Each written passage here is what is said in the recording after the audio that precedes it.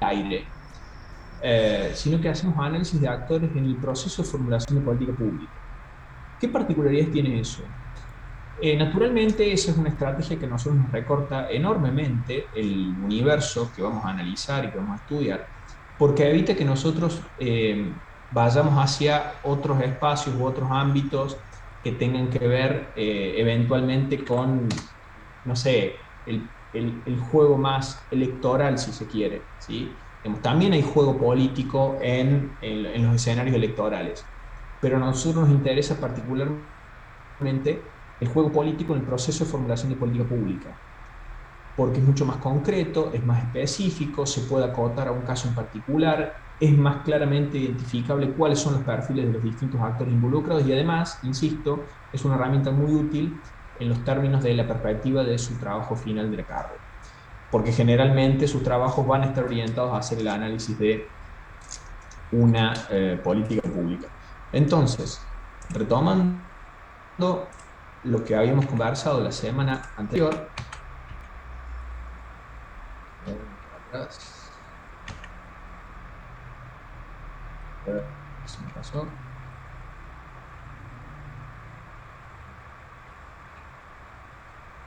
Pero quería llegar, uy, nos fuimos muy atrás. Esto, era exactamente esto lo que queríamos. Quería que repasáramos esta secuencia. Según como habíamos explicado precisamente la semana anterior, la idea era que nosotros entendiéramos cómo se da esta secuencia de las características de la política pública, es decir, si la política pública es estable o no, si está correctamente financiada o no, si es efectiva en términos de alcanzar su objetivo o no. Esas son cuestiones más técnicas, si se quiere, y forman parte, por ejemplo, de lo que ustedes han visto en las distintas materias o de políticas públicas o de políticas sociales o similares que ya tuvieron en la carrera.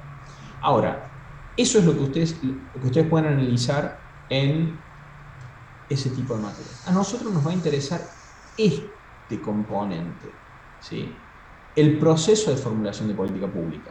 Es decir, básicamente, cómo fue la cocina de esa política pública, cómo se escribió esa política pública, cómo se pensó, cómo se diseñó, cómo se trabajó, cómo se negoció. Muchas veces las políticas públicas son el resultado de una negociación entre los distintos actores a partir de las distintas fórmulas de compromiso que se van construyendo, no solamente entre los espacios políticos, sino también los espacios técnicos. Ustedes me dirán, pero profesor, la política pública no debería ser objeto de un debate político, o debería ser un proceso, o no debería ser objeto de una negociación, porque deberían prevalecer los criterios técnicos.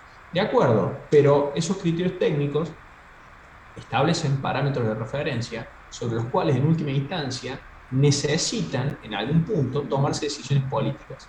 Por ejemplo, ¿dónde vemos ese tipo de definiciones políticas que son el resultado de algún tipo de acuerdo o negociación? Generalmente tiene que ver con el alcance de la política pública.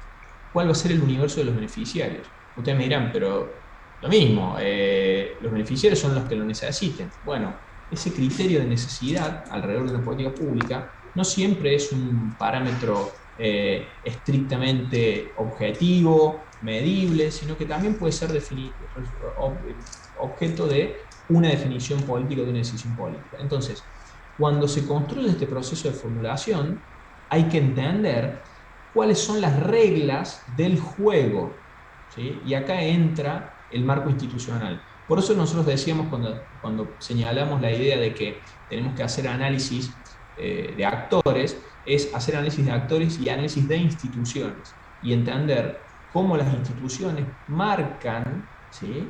Delimitan el escenario de intervención de los actores en ese juego político. Entonces, básicamente el eje alrededor del cual vamos a estar salteando hoy va a ser estos dos, ¿sí? Las reglas del juego y entender cómo se da ese juego de formulación de política pública y efectivamente cómo luego juegan los jugadores alrededor de una determinada política pública. En este punto, dos escenarios o alternativos. Que alguien nos cuente cuál es su tema o caso para que lo discutiéramos algo. Me acuerdo que la semana anterior habíamos mencionado el caso de Mónica, creo, que algo había mencionado sobre por ejemplo, su caso y cómo habíamos analizado en el caso del tema que ella estudiaba, Agenda. el tema exactamente, el tema de agenda, ¿sí? Ahí, por ejemplo, tenemos un tema. Eh, Me gustaría también si alguien más puede o quiere poner su tema sobre la mesa para que hiciéramos un análisis de actores preliminar de manera colectiva, ¿sí? ¿Alguien tiene un tema o su propio tema de trabajo final para que lo conversemos? A ver, ¿me cuentan? Profe, buenas tardes. ¿Cómo le ¿Cómo va? andan? ¿Todo bien? Bien. Sí, bueno. Tengo una situación de salud, pero no importa, ya va a pasar. Bueno, esperemos que se oriente todo de nuevo. Exactamente. Sí. Bueno, a ver, voy a compartir lo que pude hacer en base a un poco la lectura que hice y quiero un poco escuchándolo a ver si estoy acertada o no, cómo voy avanzando. Perfecto. Están todos Eh, la habilitados para te- compartir la pantalla. bueno. Con respecto a la temática de mi trabajo final es sobre maternidad seguras y centradas en la familia y fundamentalmente sobre el paso o eje 6 que hace referencia a las residencias de madres. Ok. Eh, Voy tomando nota. Por eso, mientras me vas contando, voy anotando entonces. Bien, con respecto a ello, traté, bueno, en la clase pasada de contextualizar en los tipos de agenda que tenía y pude visualizar que estaba dentro de coexisten diferentes agendas, como dentro de lo político y también desde lo público, y en un comienzo fue desde lo mediático, pero después esto data ya de hace más de 10 años, Ujú. entonces como que al hoy está existente y por lo cual en eso me posicionaría. Con Ujú. respecto a los actores que yo pude identificar, hay actores, diferentes tipos de actores que cumplen un rol de cooperación a mi ver, tales como, por ejemplo, los representantes del gobierno nacional, provincial, de UNICEF, del Ministerio de Salud de la provincia de Córdoba y de Maternidad e Infancia, haciendo una bajada desde lo macro hacia lo micro. Pero también ahí estaba el otro tema de los actores del universo, o sea, a cuáles eran el universo beneficiario. Y en ese caso, bueno, a las madres que cumplen ciertos criterios de inclusión para ser hospedadas dentro de esas residencias de madres, indistintamente que el criterio número uno es que deba tener su hijo hospitalizado dentro de una de estas tres maternidades que son las que están acreditadas como maternidades seguras y centradas en la familia.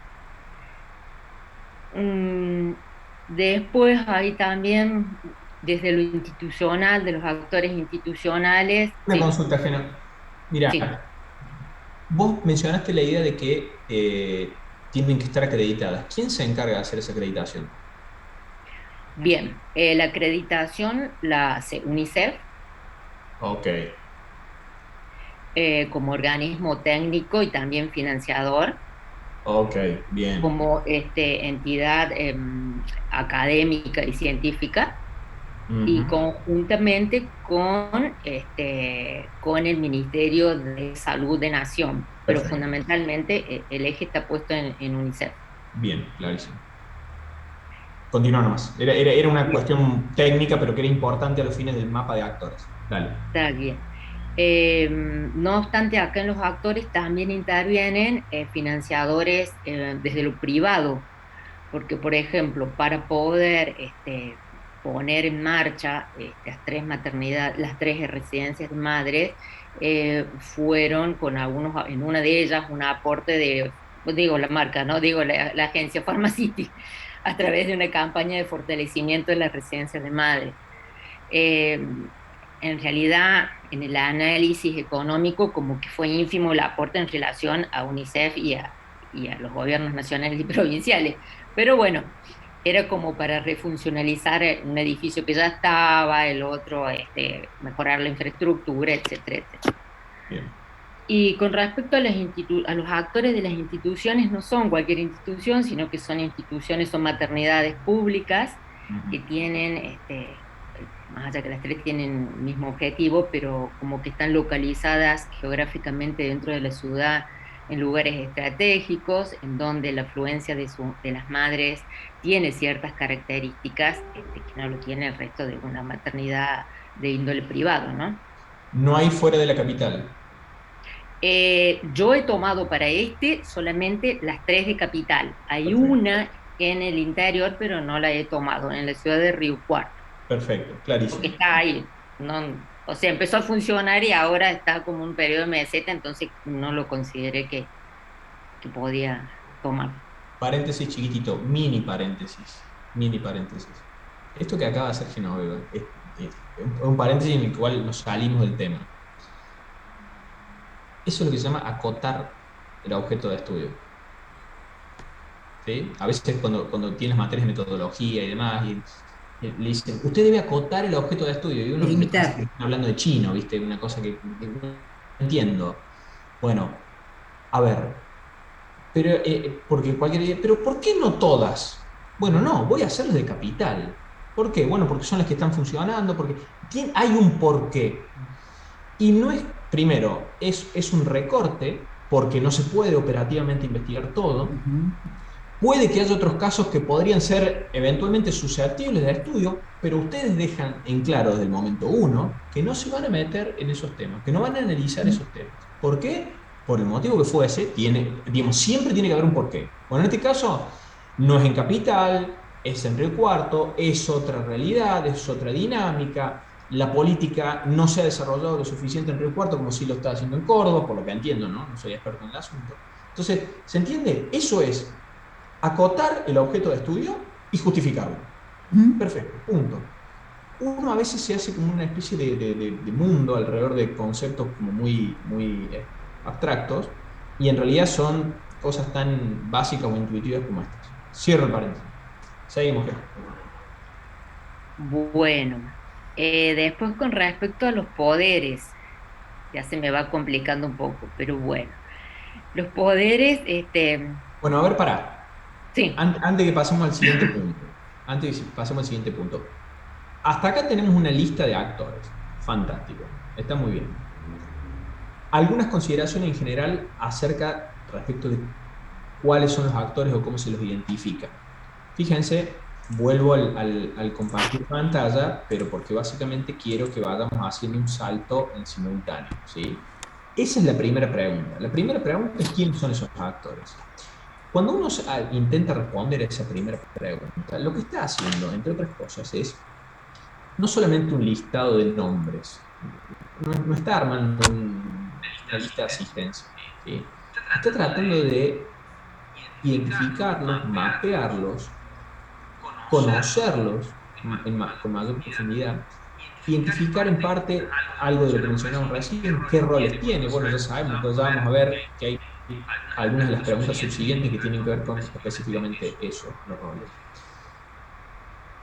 Pero hay siempre una realidad, y es, en muchas políticas públicas, creemos que predominan exclusivamente los actores estatales, ¿sí? De hecho, por la naturaleza de una política pública, obviamente que va a estar el Estado y sus distintos organismos y manifestaciones y alcances, etcétera, como el actor principal.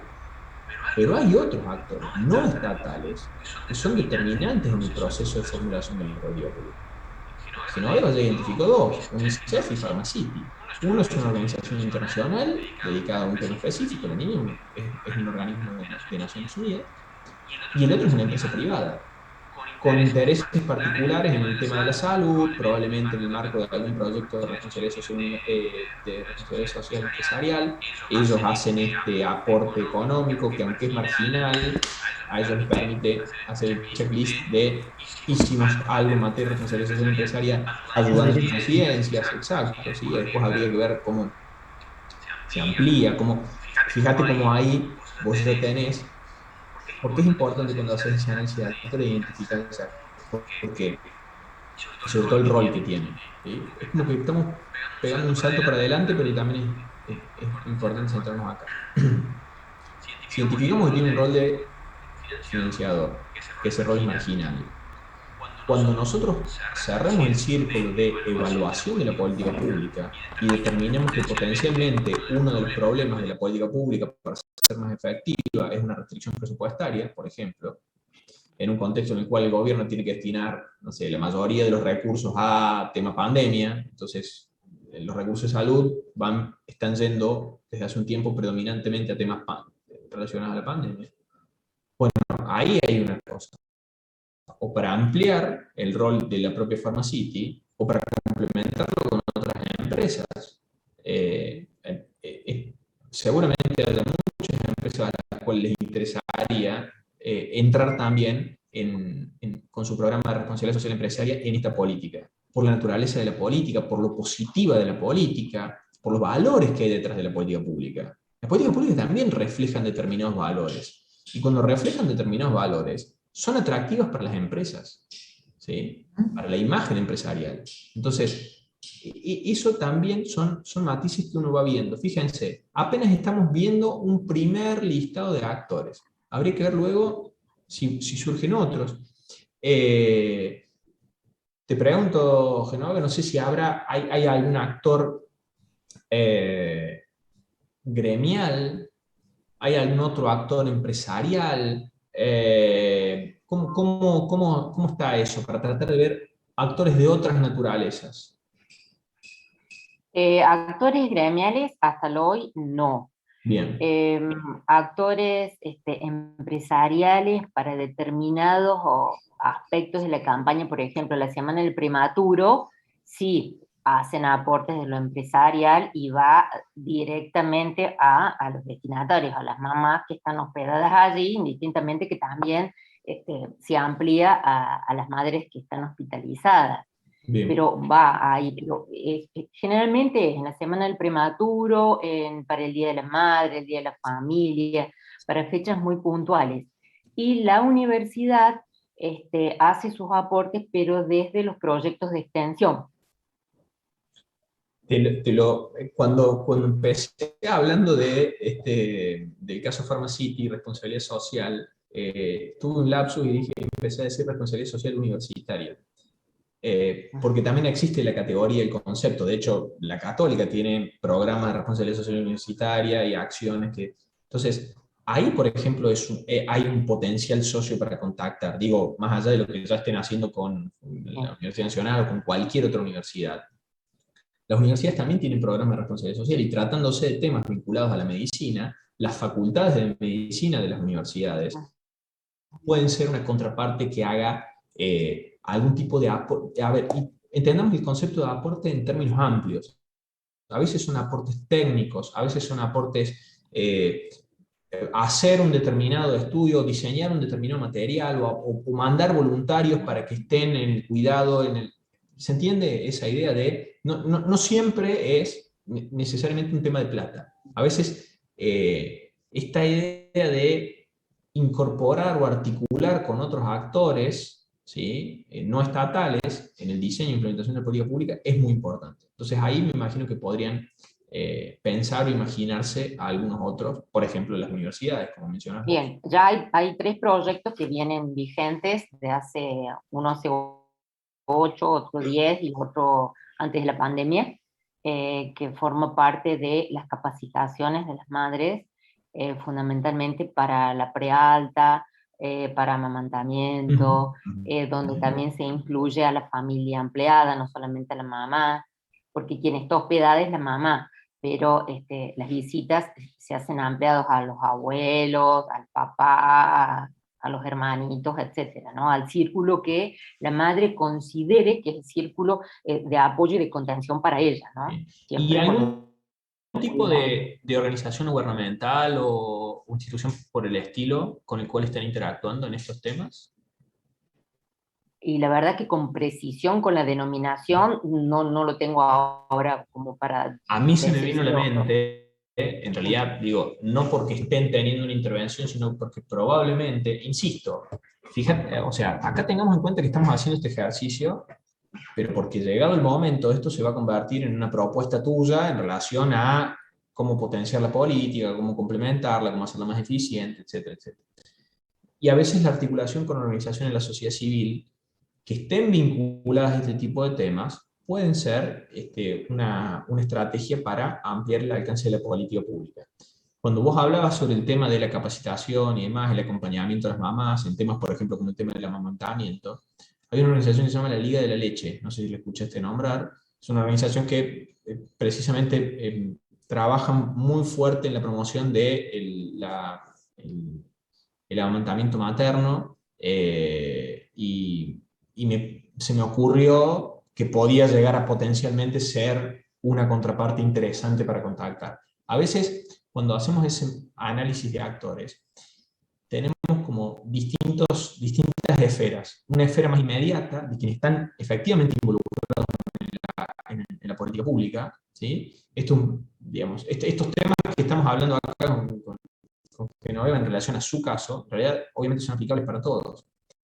Hay un universo de actores directamente involucrados en la política y hay un conjunto de actores que son como satélites, digamos, que están ahí orbitando alrededor de nuestro tema y que son potencialmente actores para hacerlos partes del proceso, ¿sí? Probablemente en una siguiente etapa. Entonces, también hay que tener esa lista de actores latentes, por así decirlo, ¿sí? Como para tenerlos más o menos en el radar, para dar lugar a alguna acción.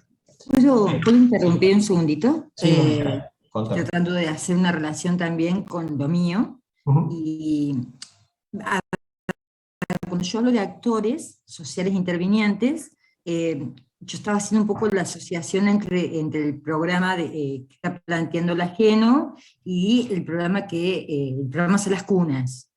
ujú, Yo en mi caso, en el análisis que nos propusiste para el día de hoy, ujú. yo no tomo, digamos, el trabajo final mío que tiene que ver con la terminalidad educativa, sino que me centro, me pongo énfasis en el programa Salas Cunas. Perfecto. Y me detuve ahí.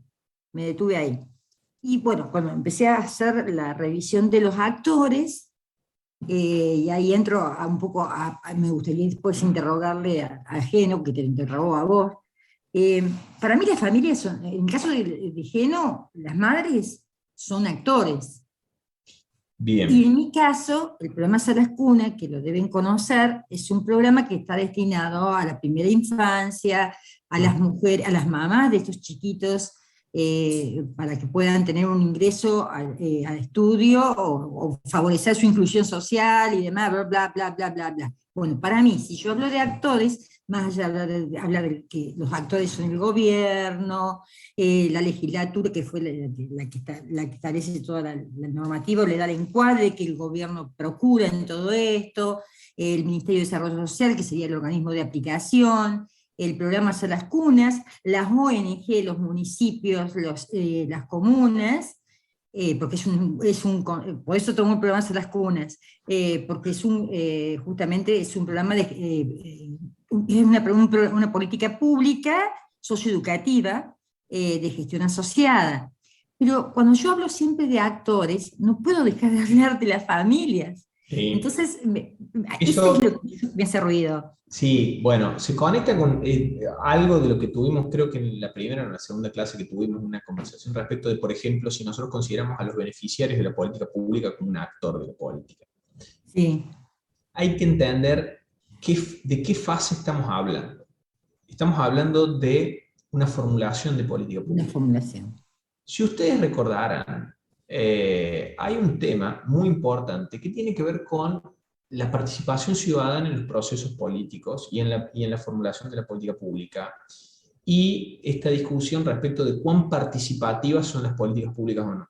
De hecho, hay una discusión que siempre está respecto de que las políticas tienen que ser participativas para involucrar a los potenciales beneficiarios, para que de esa forma incorporar su perspectiva y la política refleje los intereses de quienes efectivamente van a ser los destinatarios de la política. Si no, la política se diseña en un laboratorio y después cuando se aplica en el campo, los beneficiarios de la política no entienden nada de qué cosa está llevando adelante el Estado, porque no tiene relación, lo tiene parcialmente con lo que son las necesidades y prioridades. Entonces, ahí me parece que hay un tema.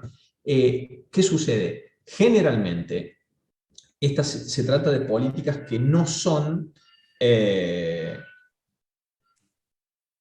digamos, no son políticas que tengan un corte participativo en el diseño, ¿sí? No. Entonces, Exactamente. ese sería el motivo por el cual nosotros no los consideramos un actor Bien, en el bien. proceso, ¿sí?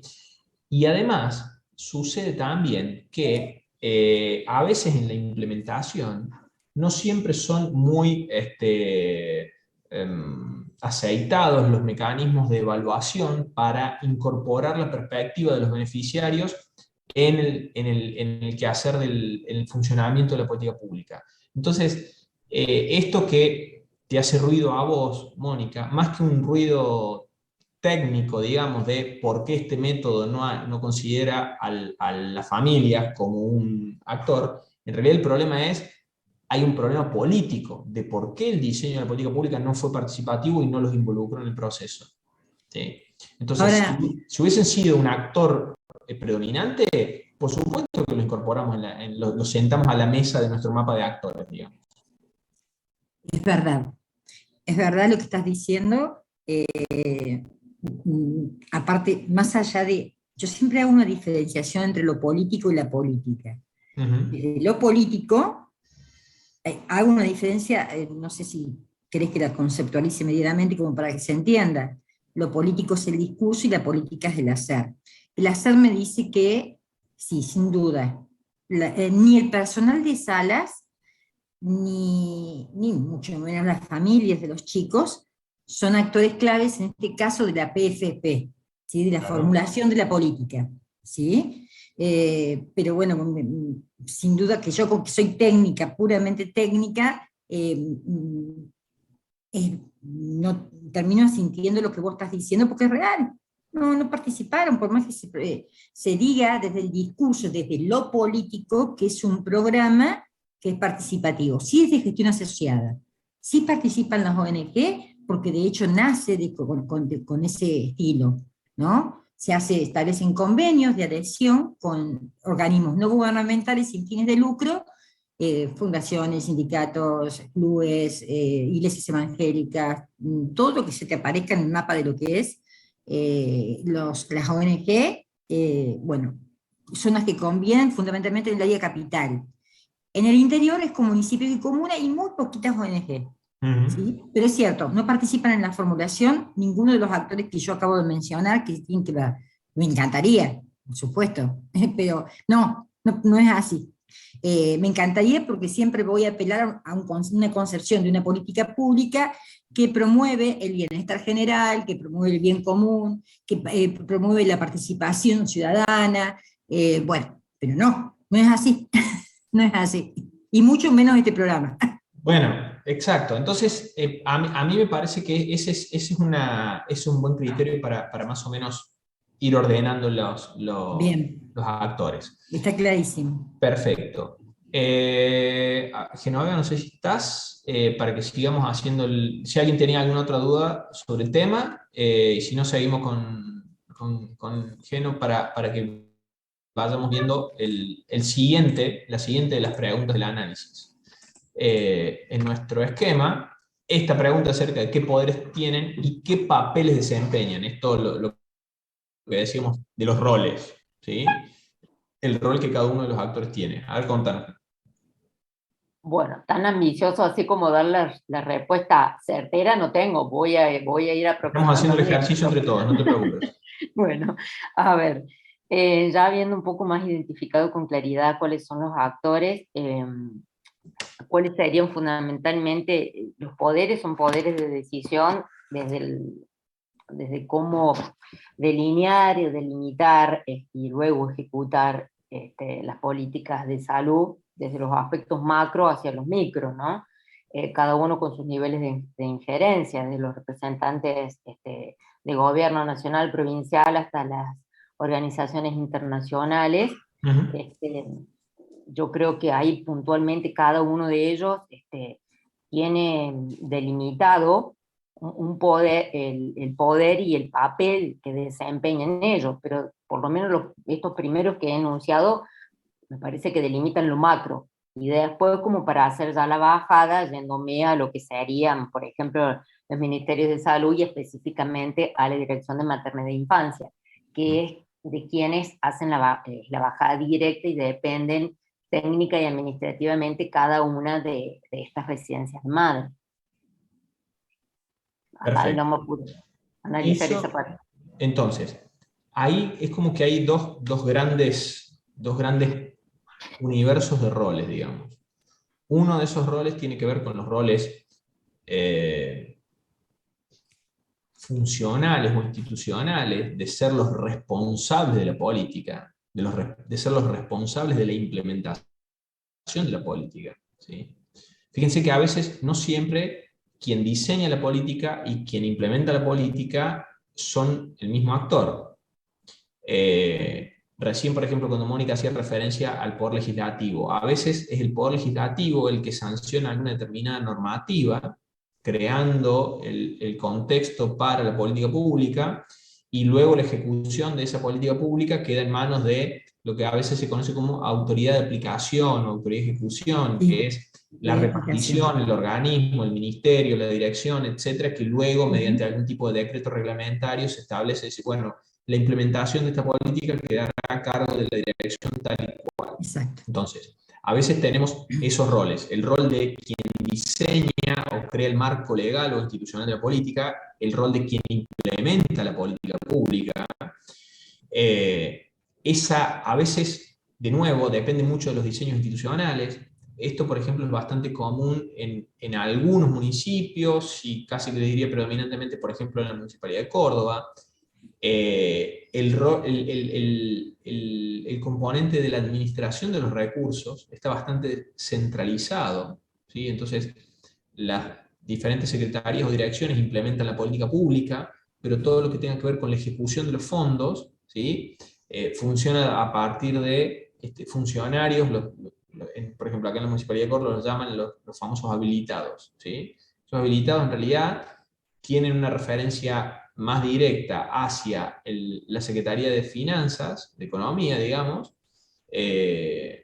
por el tipo de procedimientos con el cual tienen que hacer el seguimiento y demás. Entonces, ahí, por ejemplo, vos tenés, en algunos casos, desdoblado el rol de implementador de la política pública y de administrador de fondos, por ejemplo.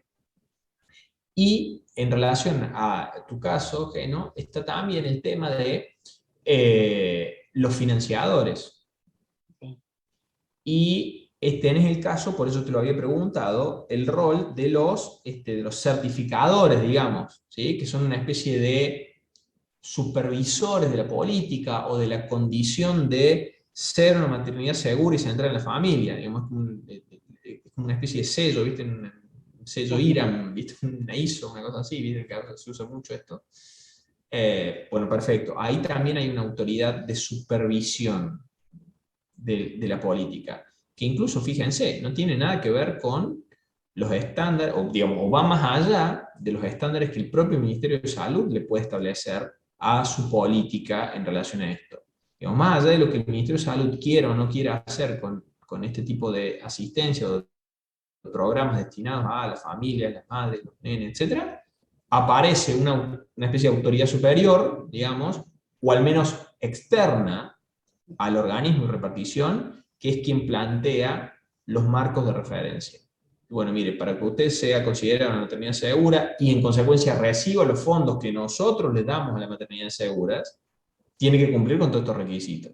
Bueno, ahí claramente hay un rol determinante en el proceso.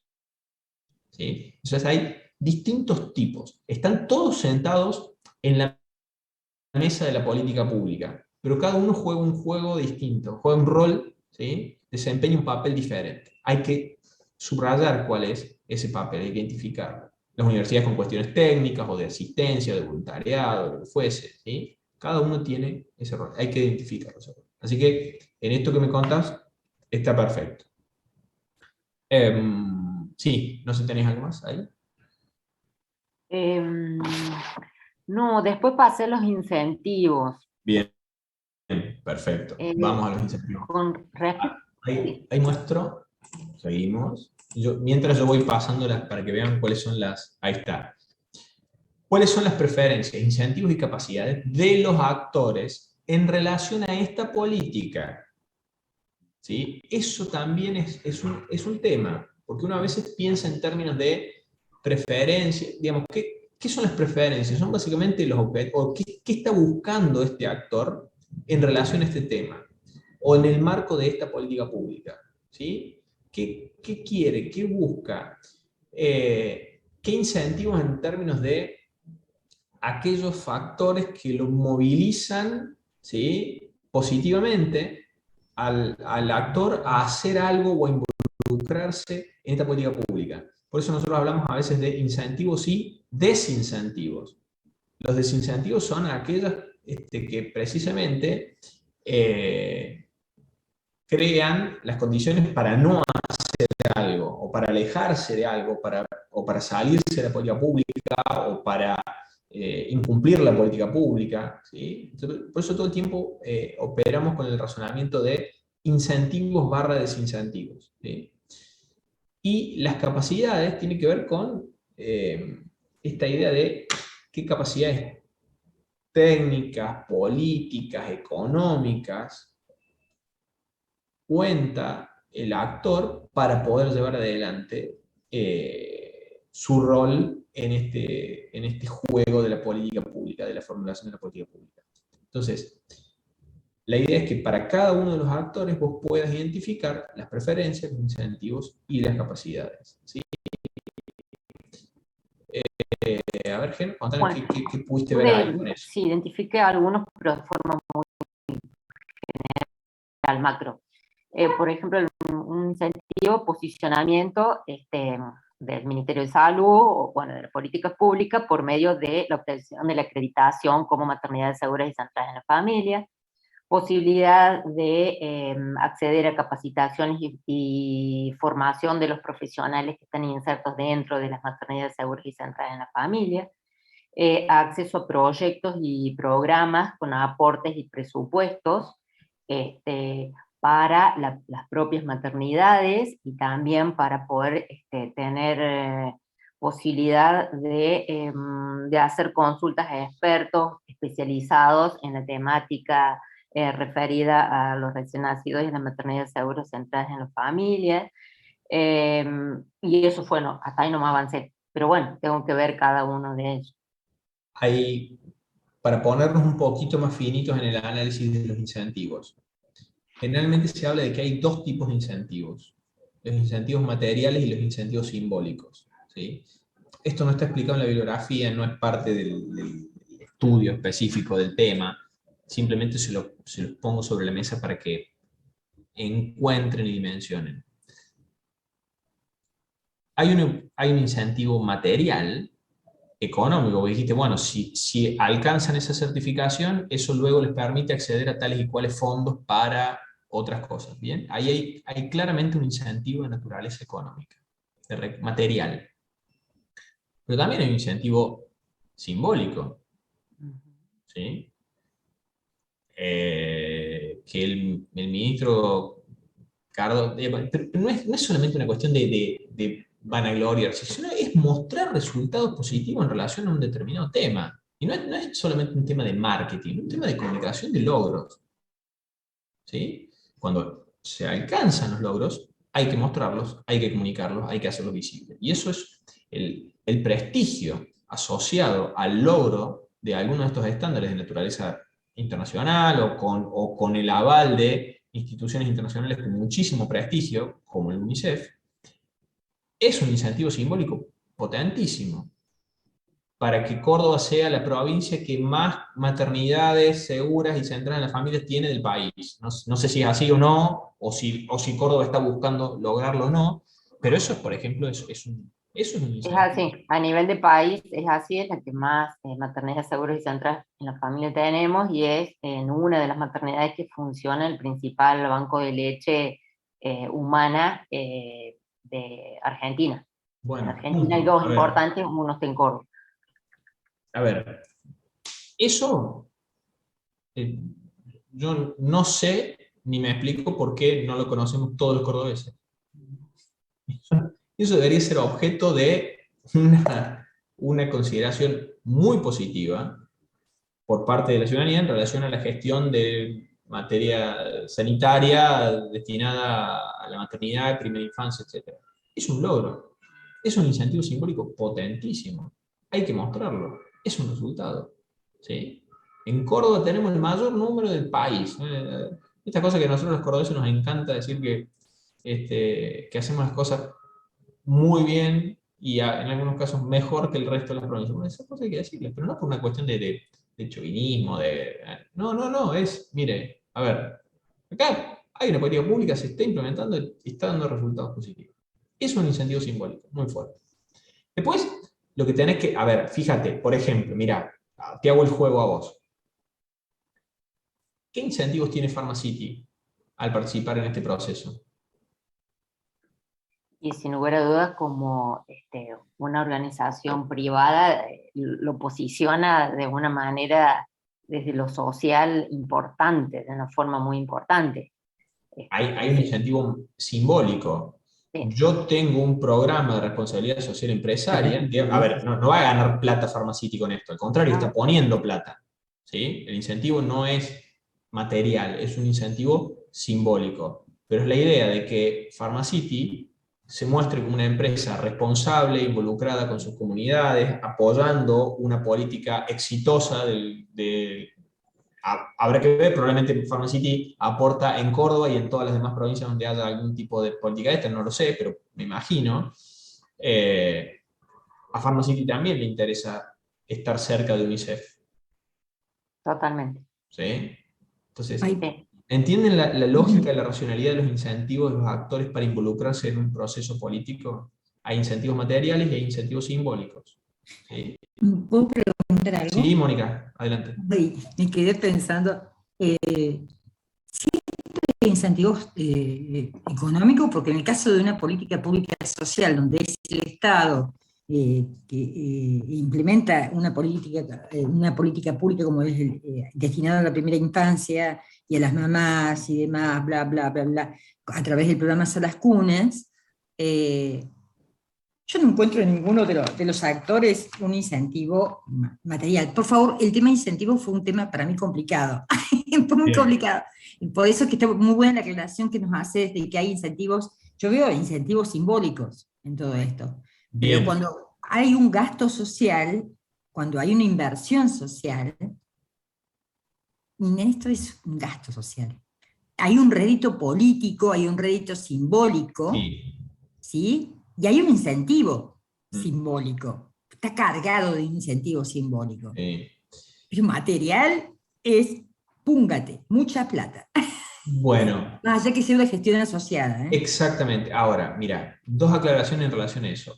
A veces nosotros en la conversación entramos en algunos debates sobre si es gasto social o inversión social, o bueno, miren, la verdad que es una conversación más dialéctica que otra cosa, porque técnicamente, en términos de finanzas públicas, ustedes lo vieron con el profesor Las Heras, esto es gasto público, punto.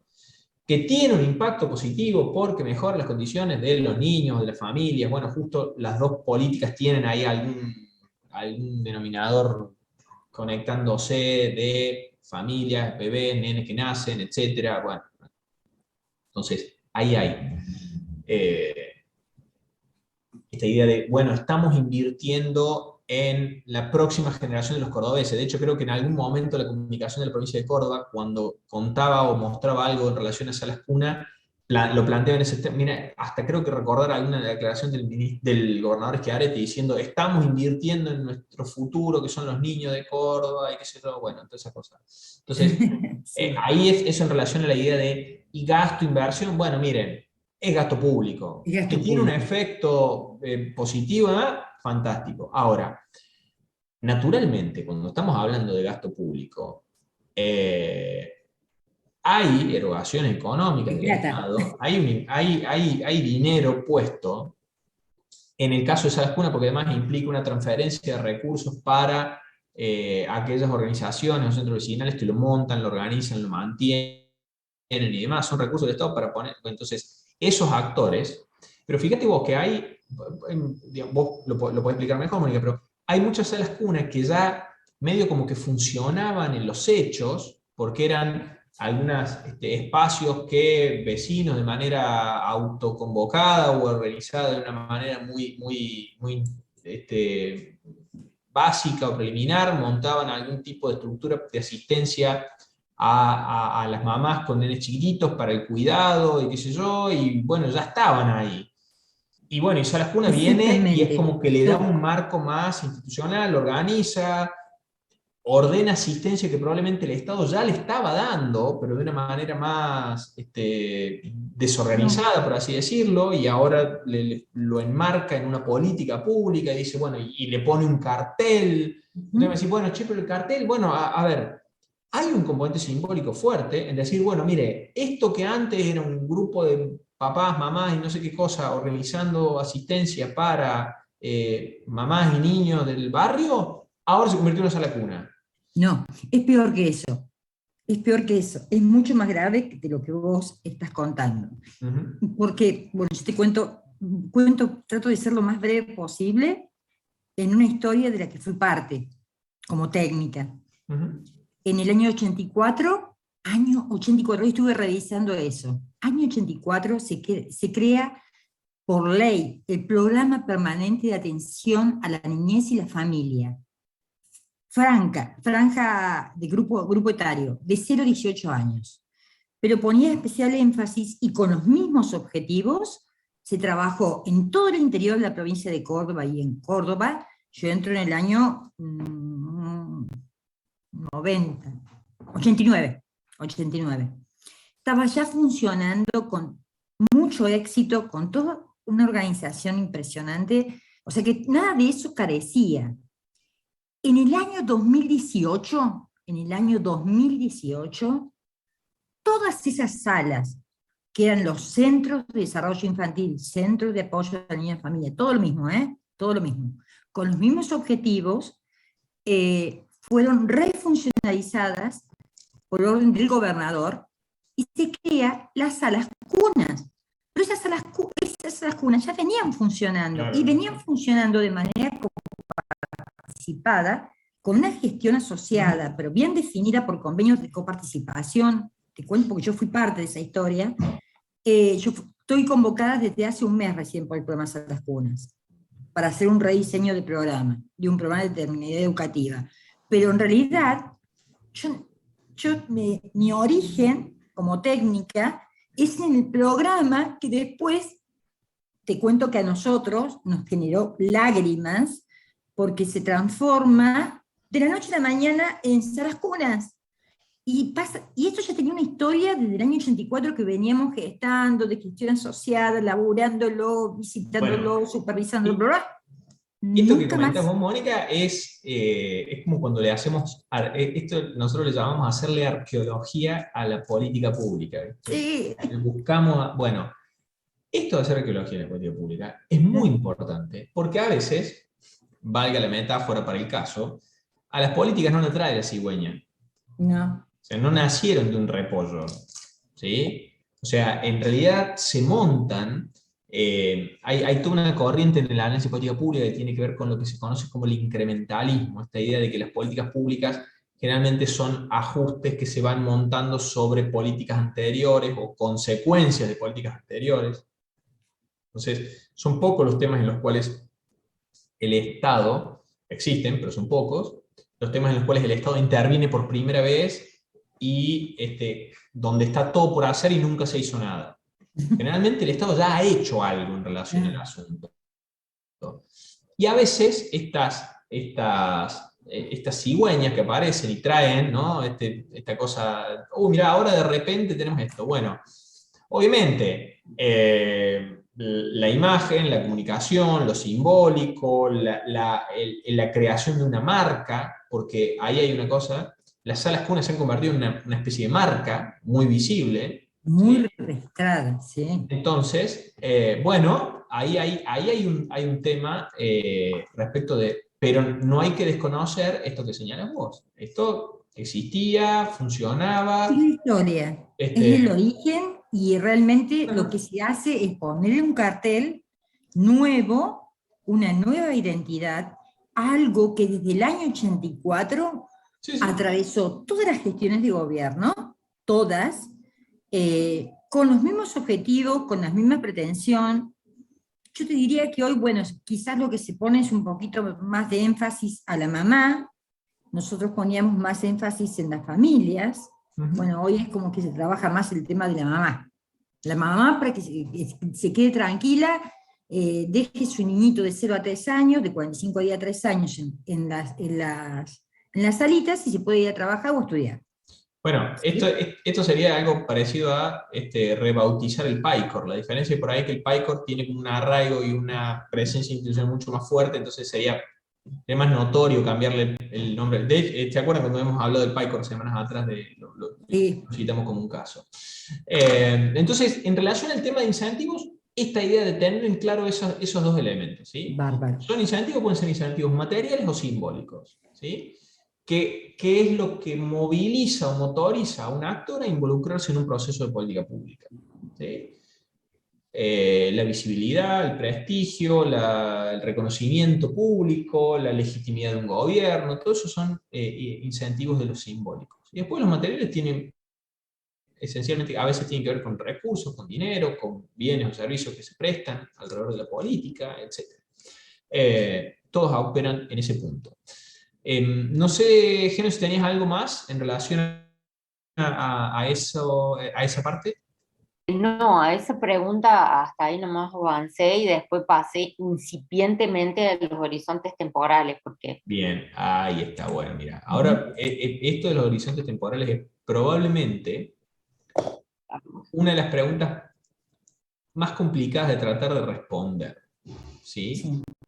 Porque de vuelta, suena como algo muy abstracto, pero en realidad cuando veamos algunos ejemplos lo vamos a ver, nos va a quedar bastante más claro, ¿sí? De qué cosa es un horizonte temporal.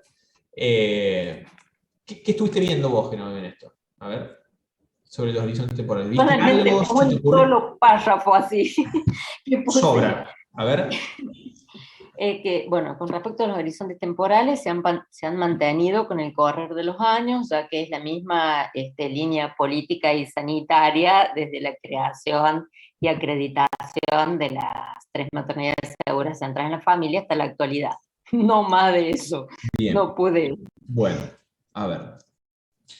La cuestión del horizonte temporal tiene mucho que ver con el contexto, la circunstancia en la cual y el tema del cual estamos analizando. Cuando estamos analizando una política pública y analizamos el horizonte temporal, tiene que ver con el horizonte temporal no tanto de la política, sino de los actores en la política. Lo que nos interesa es el horizonte temporal de los actores en la política. Porque cuando ustedes leyeron a Scartazzini, el texto, que nosotros le dejamos ahí de referencia, cuando ellos hablan de las características de la política pública, hablan de la estabilidad de la política pública. ¿Sí? Entonces, esa estabilidad de la política pública es una característica destacable en muchos casos, que tiene que ver con en qué medida la política es sostenida por un gobierno más allá de un año concreto, ¿sí? O en qué medida una política sobrevive a un cambio de gestión. Siempre y cuando, naturalmente, bajo el supuesto de que la necesidad para la cual fue creada la política pública sigue existiendo.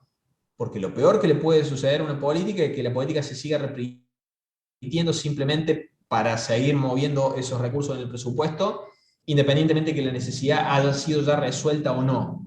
¿Sí? De hecho, algo de esto creo que habíamos mencionado cuando vimos el tema PyCore y me parece que Jimena levantó la mano en relación a eso. A ver, ¿estoy adivinando bien o no, Jimena? A ver, contame. No, no, profe, con el tema PyCore, A ver. no con la política pública que estoy haciendo. No sé si es la de mi trabajo final, pero es la del trabajo que hice en metodología. El tema de los fortalecimientos de los consejos deliberantes. Para mí, o sea, no es esta política pública, es una política que en Córdoba viene desde el año 2008, ahora se está haciendo en Nación desde el año 2020. Y para mí la política pública se mantiene por, por decirlo para mí, por la publicidad que genera del vicegobernador de la provincia que está en el momento en toda la provincia. O sea, para mí es una campaña oculta para hacerse conocido. O sea, y la política se sostiene para mí por eso, más que nada. A ver, en términos de lo que acabamos de decir, sería un horizonte, un incentivo simbólico. Claro. La visibilidad que le proyecta al vicegobernador las actividades vinculadas a esa política pública. Ok, estamos de acuerdo. Pero hay otros elementos en relación a la política. Algo conozco porque estuve más o menos cerca del proceso cuando se inició allá en 2008, fue justamente la época en la que yo trabajaba en la legislatura, y después he colaborado en otras instancias, en ediciones posteriores, con distintos vicegobernadores implementando este programa de fortalecimiento de los consejos deliberantes. Hay dos cosas.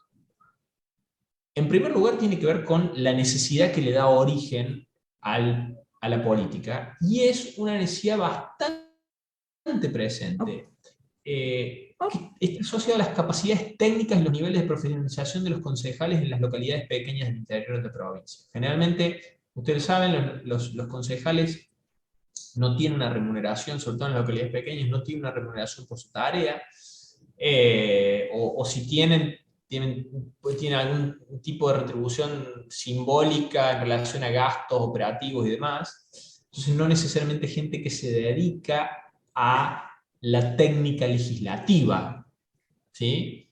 Y ustedes saben que la técnica legislativa, sobre todo aquellos de ustedes que vienen de la legislatura, saben que es muy importante. Entonces, cuando se diseñó la política, estaba pensada precisamente en dotar de herramientas a personas que llegaban a los consejos deliberantes por primera vez, que eran concejales por primera vez, que no tenían experiencia en legislar, ¿sí? Y que necesitaban ese apoyo. Bien, fantástico. Ahí estaba la necesidad.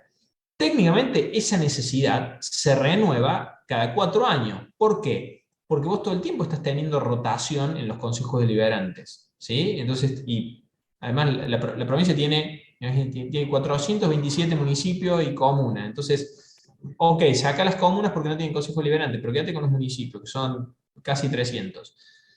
Ahí, naturalmente, hay un público potencial destinatario de la política pública que explicaría el porqué de la continuidad y de la estabilidad en el tiempo, ¿sí? Entonces, eso es lo que explica el tema de la característica de estabilidad de la política pública. Claro, yo me refería al tema del actor, de la finalidad, digamos, esto del horizonte temporal del actor. Bien. En relación al horizonte temporal del actor, vos tenés que analizar cada uno de los actores en su tiempo y en su momento. Imagínate una situación X. A ver, entonces, primero, la política tiene continuidad. El caso de la que estamos hablando de la tuya, ¿no? Ya después volvemos al caso de Genova. Tu caso. Bueno, mira, esta política está teniendo una continuidad. ¿Sí? Fantástico. Bueno, ¿qué horizonte temporal tiene cada uno de los actores? Bueno, en el cálculo del vicegobernador, que es uno de los actores del proceso, porque es el responsable político último de quienes implementan esa política,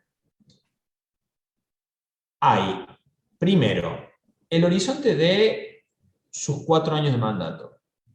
Él durante 4 años va a ser responsable de esta política. Además, la política se viene implementando desde hace tantos años que también sería hasta visto como algo anómalo que dejase de implementarse.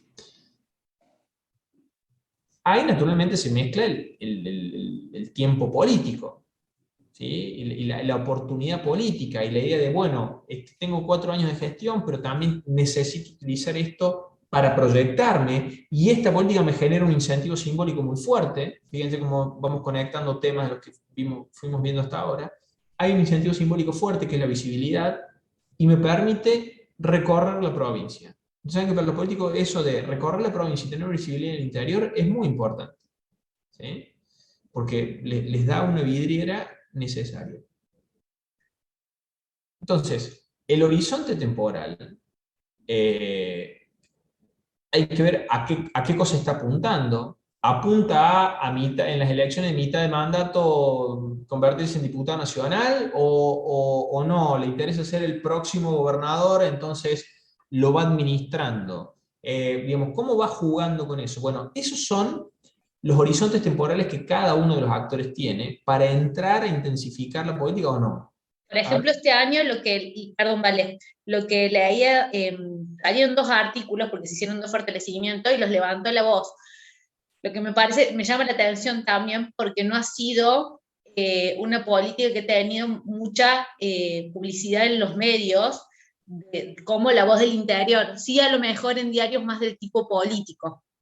Sí, o los de en el Claro, interior, los medios de la localidad donde se pero en La hacen. Voz es Ahora, una de las primeras veces que lo veo y lo ha sacado. Las 2 veces que hizo el fortalecimiento este año, las 2 veces los levanto y en las 2 recalca que ha firmado, el vicegobernador ha firmado convenios con intendentes de las municipalidades asistentes.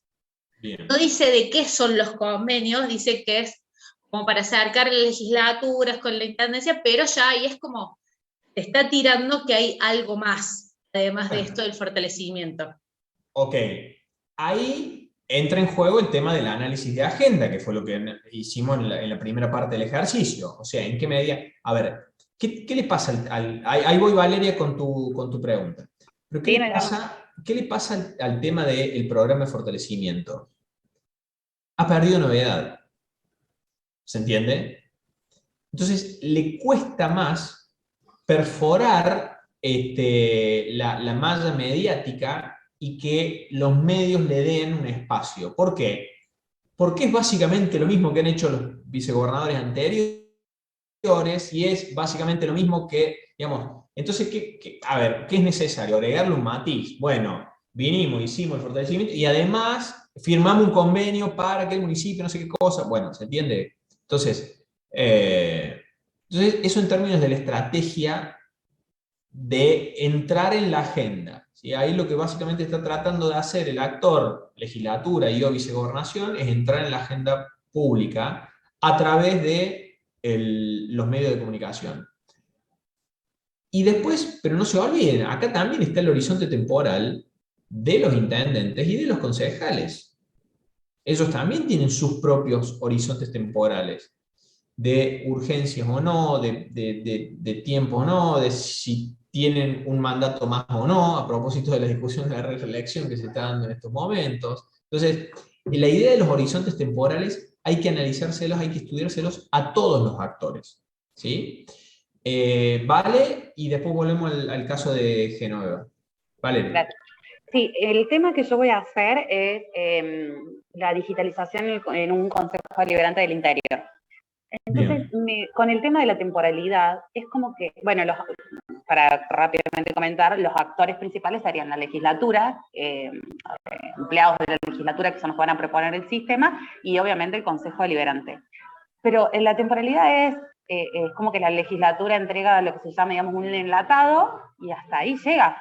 Porque, bueno, y la capacitación hasta que los concejales o gente de los consejos deliberantes lo utilicen. Pero es muy acotada la temporalidad, digamos. Te entrego esto, nos aseguramos de que sepas utilizarlo y hasta acá llegamos. Bueno, perfecto. Que algún tipo de soporte con el tiempo hasta que ya... Ahora, ¿qué sucede con eso, Valeria? En todo caso, eso es una cuestión de el interés que el actor tiene en darle una continuidad a esa relación. Capaz que, fíjate cómo, de vuelta, cómo se conectan preferencias, horizontes temporales, incentivos. Probablemente al actor legislatura le interese mucho ganar visibilidad el día que vaya, se instale el software y se haga el corte cinta, digamos. Imagínense una situación media bastante hipotética, pero más o menos eso. Y en ese momento, digamos, puede que hasta ahí llegue el horizonte temporal. Te decís, pero es corto. Y bueno, sí, porque la política es una política bastante efímera en su diseño. La idea sería, bueno, mire, a ver, diseño una política que tenga una continuidad del tiempo, entonces conecte el capítulo de digitalización con el capítulo de fortalecimiento. Entonces, primero haga la digitalización y luego haga el fortalecimiento adaptado a las nuevas herramientas de digitalización. Entonces, vaya conectando, ¿para qué? Para solidificar un vínculo político. De vuelta, para nosotros, esto es siempre importante, la cuestión política o el cálculo electoral no es mala palabra. Uno a veces dice, no, pero hacen esto con fines electorales. Pero por supuesto que tiene que ser con fines electorales. Si no ganan la elección, se tiene que ir a su casa.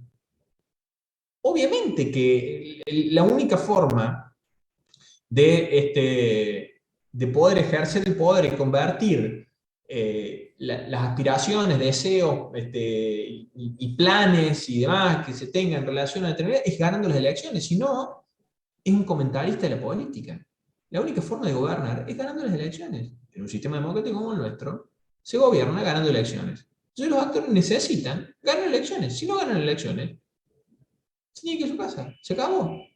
Entonces, es absolutamente... Ahora, ¿cuál es la cuestión? Después luego entramos en qué medida el diseño, la implementación de la política pública, ese proceso de formulación, es sostenido en el tiempo, de manera que esa sostenibilidad en el tiempo permita solidificar los vínculos y la relación que tenga el vicegobernador con los intendentes y los consejos liberantes vaya más allá de ir y hacer una capacitación o ir y dejar un software y salir. Bueno, ahí hay una cuestión de integrar todas estas acciones.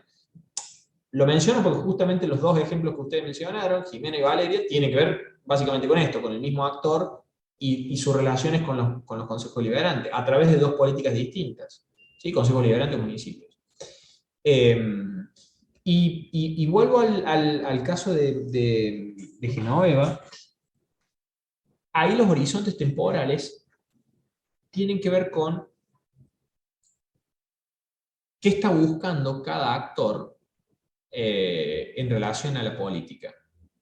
Los ministerios de salud quieren mantener esa certificación de maternidad segura o quieren ampliarla a nuevos centros médicos o capaz que el nuevo horizonte temporal de... Fíjate vos, en algún momento probablemente el horizonte temporal haya entrado en una especie de stand-by. ¿Por qué? Durante pandemia, sospecho, no lo puedo afirmar porque no lo sé, pero muy probablemente no haya sido un tema central de la preocupación de los recursos, de la plata, de la capacitación, de la articulación con actores y demás en ese momento. En esa etapa, en ese intervalo, la urgencia era otra. Y esto tiene que ver con el tema del el sentido de la urgencia. El sentido de la urgencia es, ustedes interactúan y se vinculan permanentemente con funcionarios y dirigentes políticos, y saben que generalmente esa es la variable, es una variable muy potente en el diseño e implementación de una política pública. Lo necesitamos ya. Bueno, pero si lo necesitamos, tiene que ser ahora. No, bueno, pero... Y además, tampoco le estoy descubriendo nada cuando le digo lo ciclotímico que es ese proceso. Lo necesitamos ya inmediatamente porque si no estalla Chernobyl. ¿Viste? Te lo plantean en esos términos. Pasa un día, pasan 2 días, pasan 3 días. Cambio la agenda, fíjense, vuelta atrás, cambio la agenda, el tema dejó de ser prioritario. Ya Chernobyl se enfrió, ¿viste? Ya no es urgente. Pasa stand-by, pero después cuando vuelva, van a decir, che, pero esto no estaba hecho ya, te había dicho que tenía que estar hecho para el día siguiente, bueno, pero yo te mandé el proyecto y vos no me lo devolviste con un ok o una validación, una verificación. Insisto, es ciclotímico, es a veces hasta, ¿no?, una cosa, pero el sentido de la urgencia de los actores en relación a la política pública, sobre todo los actores políticos gubernamentales, ¿sí?, es muy fuerte. A veces cuando analizamos, por ejemplo, hay ciertos temas, yo tenía un jefe que tenía una expresión que decía, en la próxima hora se nos muere alguien. Esa expresión era una especie de parámetro acerca de la urgencia y o la relevancia del tipo de temas que se trabajaban, ¿sí? Entonces decir, bueno, miren, en esta oficina nadie se te va a morir en la próxima hora. ¿Qué quería decir? Que el tipo de tareas o trabajo no eran con plazos fatales, ¿viste? Una cosa de que va a estallar todo, no. Pero funciona con una... Pero a veces sí, y no, este tema, lo que decía, el sentido de la urgencia. a veces tiene que ver con situaciones que estallan, emergen, una manifestación, una protesta, un acuartelamiento policial. Acuartelamiento policial, típico caso de situación absolutamente urgente, una bomba de tiempo que estallaba, impuestos de afuera, el gobierno ni siquiera tenía, no lo esperaba, pero no lo esperaba porque tuvo bastante miopía en analizarlo y entenderlo, ¿sí? Porque las señales ya eran muchas, pero bueno, lo iban relegando hasta que estalló. Entonces, a veces el sentido de la urgencia es, no sé, un paro de colectivos. Un paro de colectivos hay que resolverlo. ¿Cuándo? Ya. No podemos estar una mañana. Podemos estar una mañana, sí. Podemos estar un día, sí. El segundo día sin colectivo, ya está complicado. El tercer día, ¿se acuerdan cuando tuvimos esos, no sé cuántos días fueron de paro de colectivo durante la gestión de Mestre? Que los coches salían manejados por no sé dónde, choferes no sé dónde, acompañados por patrulleros. ¿Por qué? Porque había que hacer todo eso. Porque había un sentido de la urgencia inmediato. Ya mismo tenemos que poner colectivo en la calle. No tenemos alternativa. Bueno, pero ¿de dónde sacamos choferes? Los traigamos de Tucumán, no sé, contratemos choferes. Y si les pasa algo, pongamos un policía por cada colectivo. Pero eso va a ser mucha plata. No importa, el colectivo tiene que salir. Bien. Muchas veces el sentido de la urgencia hace que se tomen, hacen que se diseñen política pública o hace que se tomen decisiones de política pública absolutamente ineficientes. Es absolutamente ineficiente poner un patrullero o un policía por cada colectivo. Técnicamente imposible, inviable, pero hay que romper una determinada inercia. Colectivos que antes no andaban y que ahora necesitan andar. ¿Por qué? Porque el gobierno también le tiene que dar señales a los demás actores. Entonces, hace cosas como esta. Un policía o una moto policía por cada colectivo. Imagínense. Desquicios. Pero bueno. Jimena. Tengo una consulta que sería una situación onda huevo y gallina. Porque, digamos, el sentido de la urgencia está marcado por la agenda. Sería como una... Acuérdate, las agendas. Bueno, las agendas, Okay. las agendas todas. El tema es qué es lo que marca, o sea, cómo marca la agenda y cómo se marca el sentido de la urgencia. No sé si entienden mi punto, como que lo veo tipo círculo que no tiene ni principio ni final, como que se va retroalimentando. A veces tiene que ver con, de vuelta, intenten pensarlo con casos por ahí que no han ocupado lugar en la agenda mediática, pero que sí al interior del círculo político activan una determinada urgencia. ¿Sí? El intendente viaja a no sé dónde. Bueno, como tiene ese viaje, ahora de repente, el tema ni siquiera está en la agenda, no se sabe, va a viajar dentro de 6 meses, no sé. Bueno, pero hay que empezar a activar, entonces, es un tema que probablemente no está en la agenda pública, pero sí está en la agenda política. El intendente dentro de 6 meses viaja a la China. Bueno, miren, nos tenemos que juntar con la Cámara de Empresarios Chinos en Córdoba. Tenemos que hablar con, bueno, no sé, y eso empieza a activar cosas que pueden ser más urgentes o menos urgentes, de acuerdo a la importancia que la política le ponga. Pero ¿cuánto se puede esperar? ¿Sí? ¿O cuánto tiempo le vamos a dedicar a esto? A eso se refiere la idea del horizonte temporal. ¿Sí? ¿Dónde está la utilización del término horizonte no es casual, ¿no? ¿Dónde está el límite? ¿Sí? Es decir, ¿hasta dónde vemos nosotros en términos de tiempo? ¿Sí? Por eso la idea de horizonte, ¿no? El borde. ¿Dónde está el borde en términos de tiempo? Y bueno, está allá, tenemos 3 semanas, tenemos 5 meses, tenemos 2 días, tenemos 1 hora, porque se nos muere alguien en la próxima hora. Entonces, esos horizontes temporales van variando, varían en relación a los temas, hay temas que son más urgentes que otros. ¿Sí? Si vamos a hacer una capacitación de fortalecimiento de Consejo Deliberante, lo hacemos, che, esta semana no se puede porque el vice tiene que viajar no sé dónde. Bueno, lo pasamos por la semana que viene. Hay margen, no hay un sentido de la urgencia. Lo pasamos por la semana que viene. No, no se puede pasar por la semana que viene, porque la semana que viene el vice va a estar en Dubái, se va a la conferencia de no sé qué cosa. Bueno, no, entonces pará, busquemos, no, traigámoslo un día antes, no, lo hagamos por Zoom, no sé, algo. Lo resolvamos en la próxima hora, porque no se puede mover la fecha. Bueno, eso tiene que ver con los objetivos, las prioridades y los horizontes temporales con los cuales trabajan los actores. Hay temas urgentes, temas que no son urgentes, temas que cambian su grado de urgencia dentro de la propia dinámica de la gestión, a veces lo tapa otro tema.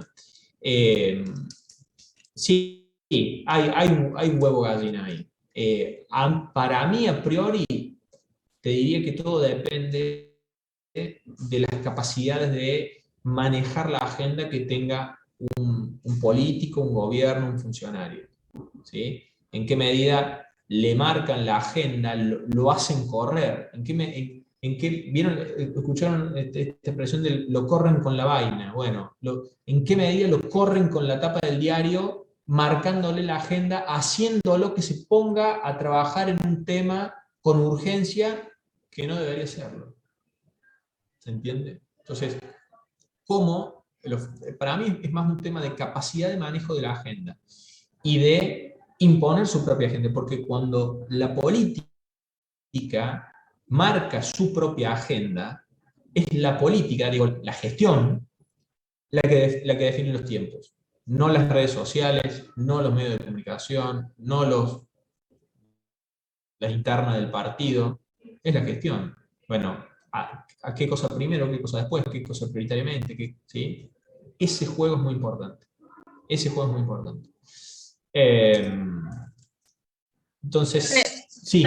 ¿Y usted cree que a los políticos en general les pesa más en cuanto al horizonte temporal el fin propio o el fin de la política? A ver. O sea, al momento de realizar una política pública, Sí. un político X que está haciendo X política, ¿le va a pesar más cómo impacta la política pública en él o cómo va a impactar la política pública en la sociedad? Bueno, ahí estamos hablando, mirá, tu pregunta tiene absolutamente que ver con la última pregunta de nuestro listado de análisis de actores, que es la pregunta cuando mencionamos la idea de si está orientada al interés público. ¿Cuál es la orientación al interés público? Justamente, a ver, no vamos a decir que haya sucedido, ¿sí? Pero apuramos la construcción de una determinada obra pública para que esté inaugurable antes de la elección. Hay un interés mío de mostrarme yo dentro de la inauguración de esa obra pública, aún a riesgo de, por acelerar la construcción, terminar haciendo algo fallado, que tenga cosa y que al primer uso se nos cae un techo. Hemos visto que pasa, han Con la sucedido. terminal, profe, ¿o no? ¿Por qué Yo pensé lo profe? mismo, profe, usted dijo no pasó. La y nueva terminal de Córdoba. se lo quitó todo. Miren, lo hemos tenido, a ver, Yo con la estaba diciendo, ¿por terminal, qué con el inventa, camino profesor? cuadrado, con el hospital de... A ver, acá en Córdoba, en Chile, en la China, es muy común. Y eso tiene básicamente que ver en qué medida predomina el sentido de la urgencia del decisor antes que el sentido de la urgencia y la necesidad de la política pública y del impacto de la política pública y del funcionamiento de la política pública y del uso de esa política pública por parte de la ciudadanía. Entonces, ¿qué predomina? ¿El interés particular o el interés colectivo? Bueno, siempre, a ver, nuestra premisa es que debiera primar el interés colectivo, pero infinita cantidad de veces prima el interés particular del decisor de la política pública. Bueno, ahí tenemos las consecuencias. Entonces, hacemos la última de las preguntas y vamos al recreo. Acá estoy, para. Entonces, y el punto siguiente, este es muy interesante. Este es muy interesante.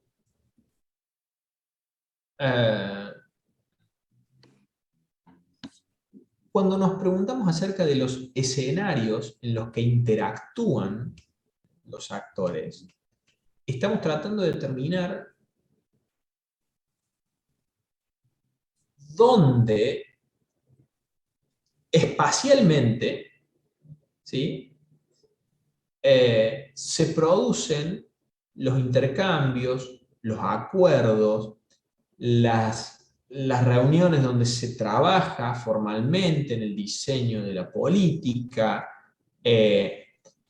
Esos espacios a veces son institucionales, a veces son informales. Hay distintos tipos de espacios, ¿sí?, de escenarios.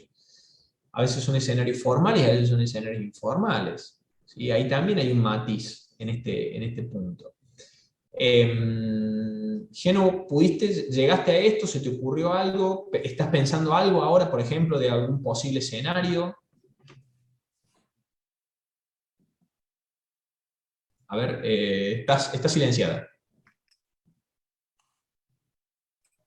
Los escenarios de cada actor va a depender del rol que cumpla dentro de la política de las maternidades seguras y centradas en la familia, un rol desde lo macro, desde lo micro, que seguramente hay aspectos, hay escenarios que se han llevado a cabo desde la formalidad expresa dentro de lo que son los despachos ministeriales o gubernamentales, y hay otros que se han hecho las bajadas específicamente al trabajo de campo, que es el que nosotros decimos in situ dentro de lo que son las maternidades.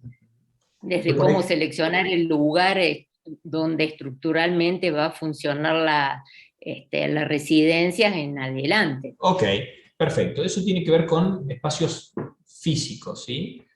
Pero a veces también cuando nos referimos nosotros a espacios institucionales, no es el caso, pero por ejemplo, un espacio institucional vinculado a políticas de salud es el Consejo Federal de Salud, ¿sí?, el llamado COFESA, ¿sí? Sí. El COFESA fue, independientemente de dónde se reunían, no importaba si se reunían en un ministerio, en Buenos Aires, en una cancha de fútbol o en un quincho de un sindicato. No importa el lugar físico, importa el contexto, el marco institucional. Todos los ministros de salud de la nación, de las provincias de la Argentina, se reúnen en el Consejo Federal a discutir qué vamos a hacer con la pandemia, si vamos a levantar la cuarentena, si no, cómo organizamos la vacunación. Bueno, eso es un escenario institucional, formal. El Consejo Federal de Salud es un espacio institucional formal, donde interactúan los actores, los ministros de salud de la Argentina. En relación a tu caso, se me ocurre que habría que ver si, habría que rastrear si el tema en algún momento se ha planteado en el COFESA, probablemente, si es una política que el Ministerio de Salud de Nación intenta darle un alcance nacional, probablemente el tema se haya planteado. Habrá que ver si UNICEF tiene alguna instancia formal de diálogo no solamente con el Ministerio de Salud de Córdoba, sino de las demás provincias, cómo se dan estos diálogos, estos encuentros. Ahí también hay digamos, espacios formales. Sí, Efectivamente, se planteó en COFESA cuando la doctora Zulma Ortiz era miembro del Ministerio de Salud de Nación, y a su vez también miembro integrante de lo que es UNICEF, y ahí fue el planteamiento a nivel país, que ella formalmente hizo la bajada, y después a través de las diferentes provincias que fueron adhiriéndose a este programa. Perfecto, fíjate. Después, no sé si existe, se me ocurre, no sé, decime vos si existe o no. Che, ¿existe alguna instancia en la cual no sé, mensualmente el ministro de Salud se reúne con los directores de los hospitales, o particularmente con los directores de las maternidades, no con todos los hospitales, sino con eso, no sé, si existiese algún tipo de reunión de gabinete de esa naturaleza, ese es un escenario en el cual interactúan los Que actores. se reúne con todos nosotros todas las semanas, indistintamente directores de hospitales y directores de nivel central.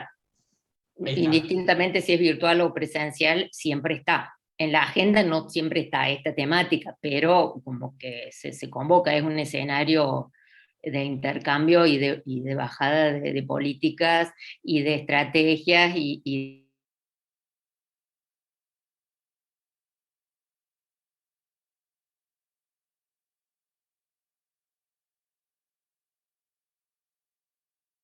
de evaluar y bueno, Entonces, algo en se relación a llevan a eso, y en cabo otros y momentos las no. acciones. Esa instancia de reuniones. Claro, uy, Geno, justo se te congeló, me parece, pero creo que ahora ya estás de regreso. Medio No que nos sé qué pisamos en pasó. los comentarios. Ahí está. No, justo la última parte de tu comentario no llegamos a escucharla. Pero estamos hablando justamente de estas reuniones de gabinetes o de reuniones de directores o representantes de los hospitales con el ministro. Es un espacio formal. Bien. Eh, entonces, ahí, por ejemplo. ¿Se les ocurre algún otro ejemplo o algún otro tipo de escenario institucional formal donde los actores interactúen? En cualquier otro de los temas, de los que tengan ustedes o un escenario que se les ocurra. Nosotros, por ejemplo, un escenario de encuentro son los tableros de comando, que diariamente, in situ, hora a hora, va modificando las estrategias a tomar en base a las unidades disponibles que tenemos en cada uno de los hospitales. Por ejemplo. ¿Sí? Fíjate, ¿no? O sea, es lo menos intuitivo a lo cual nosotros le podremos llamar escenario, porque no es un lugar, ¿sí? No necesariamente un lugar, es una instancia de articulación entre actores en relación a un tema X. ¿Sí? Por ejemplo, las redes sociales son un espacio de interacción entre los actores. Viendo cuando a veces hay algún tipo de polémica o debate entre funcionarios, por ejemplo, un escenario clásico de interacción entre los actores es la legislatura. La legislatura es el escenario del recinto, digamos, el debate, la sesión. La sesión de la legislatura, del Consejo Deliberante, de cualquiera sea el órgano legislativo, el Congreso de la Nación, una sesión de diputados, una sesión de senadores. Bueno, eso es un escenario. ¿Sí? ¿Qué sucede en ese escenario? Bueno, ida y vuelta, intercambio, debate. Bueno. Pero a veces lo son las redes sociales, a veces son los medios de comunicación. Armamos un debate entre el diputado este y el ministro este otro. Un debate que probablemente debería darse en el Congreso, pero no se da en el Congreso, se da en un estudio de televisión. Pero en realidad el lugar, estudio de televisión, no me interesa si es en el estudio de televisión o cada uno en su casa desde un Zoom. El escenario es los medios de comunicación.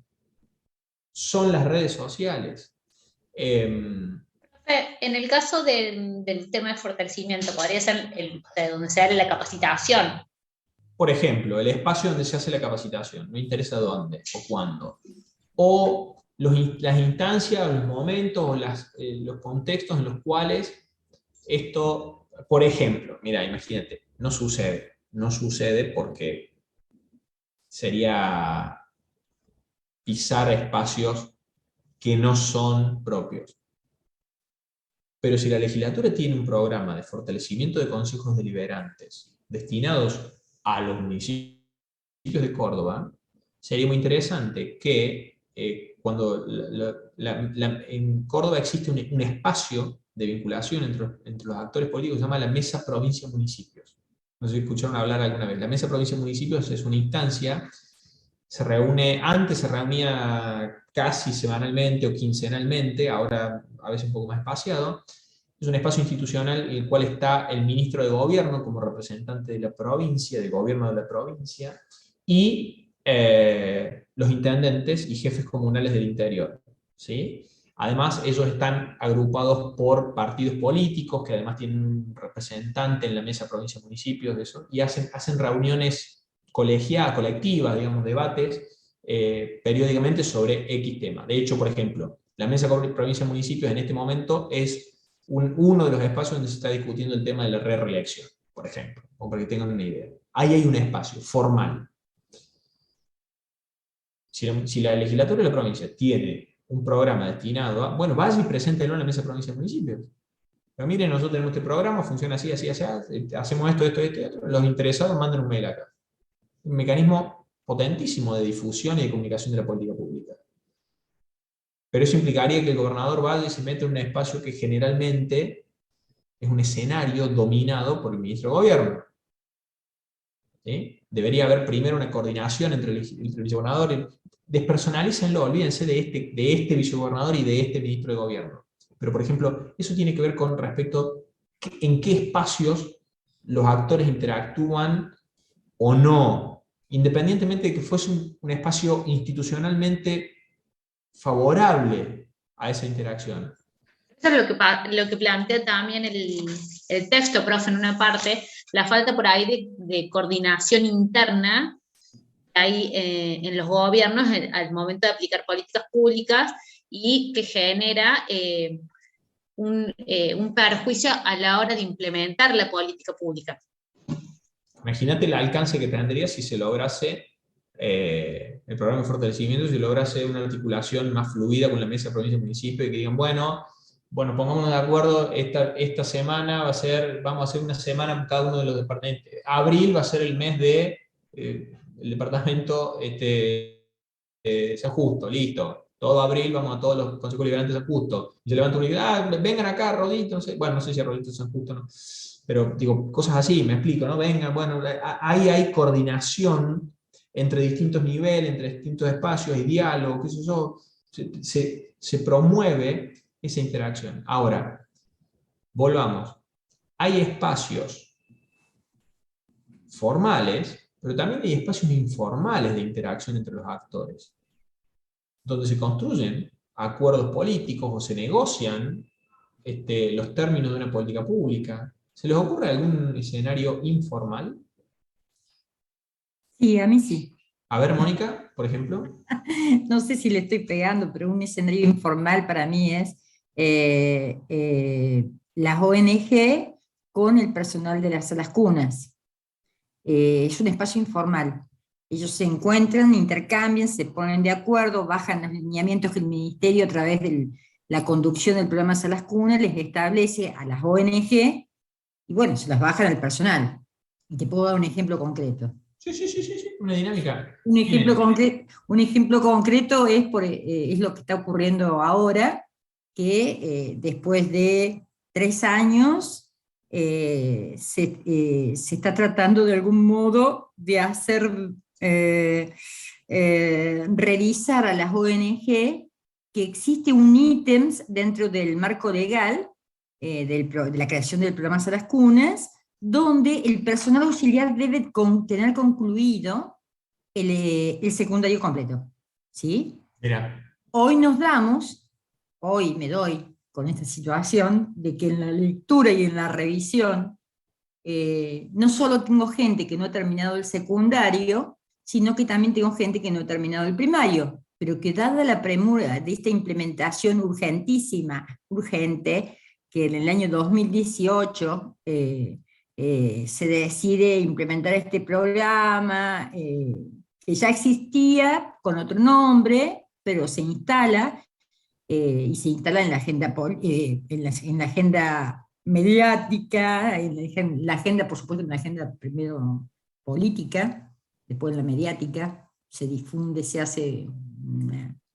Bueno, pero más allá de eso, un espacio informal, que es lo que vos preguntabas, a mí se me ocurre que es cuando la gente de las ONG baja a la sala y les dice, bueno, miren, hay un instrumento legal, chicas, ¿quién de ustedes no tiene primario completo, secundario completo? Tienen que terminarlo. Bueno, es un intercambio, se me ocurre a mí, como un espacio. Y los acuerdos que se construyen ahí, y a veces, a ver.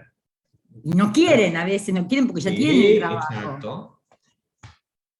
Los acuerdos que se alcanzan en espacios informales no necesariamente se incumplen, al contrario, a veces son...